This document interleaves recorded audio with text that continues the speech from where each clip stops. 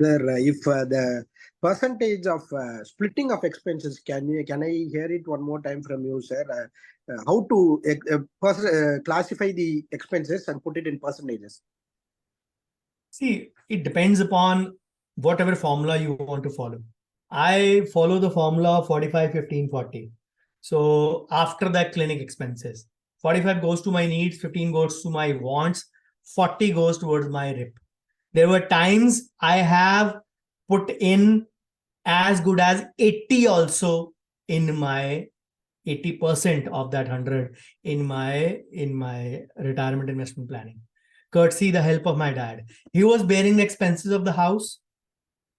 I was probably, you can say, relying on some of the wants only and doing the retirement investment planning. Did it for 5, 7, 8 years, and I was sorted for that account.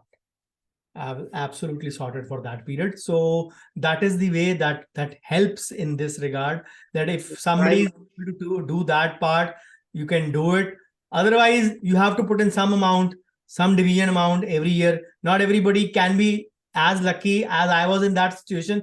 Now I realize how lucky I was having a financial advisor, a CA, and a BAP of all CAs at home, and helping me out in this endeavor, not letting me go into the loan trap and guiding me at each step.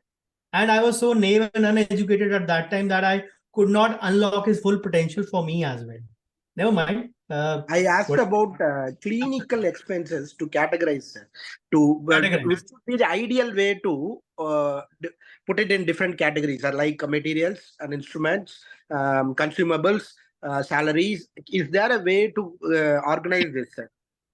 See, usually salaries have the highest payload. Salaries fall in the range of 25 to 30 to 35% for most of the clinics out of 100. The consumables are the next ones. They fall in the, you can say, 20 to 25% of range. And then the lab is again one of the highest, 30 to 35% range.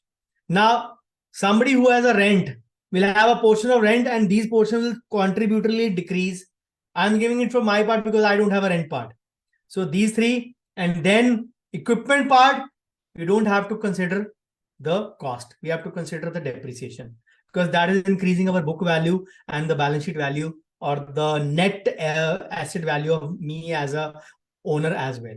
So I'm debiting from one account and adding in the below depreciation account. I'm only taking out the cost of wear and tear and adding that in clinic expenses. So technically that money stays on the right side of my asset account only in my balance sheet. So I don't have to bother that I'm losing money. Just that from bank, it has come to my asset or the capital account.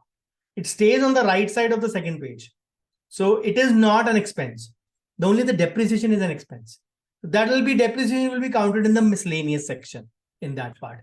But the bigger overheads would be, of course, salaries, materials, and lab. And of course, for some, rent also, tier 1 and tier 2. So depending upon.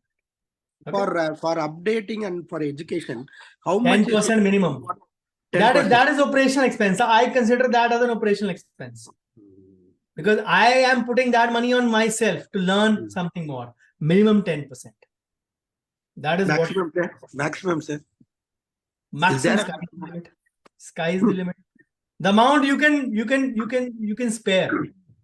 It's sometimes not that you have to cut down from your, you don't have to cut down from your other heads, which are mandatory to go into this. That is the main thing. Yeah. Thank you, sir. Thank you very much, sir. Okay.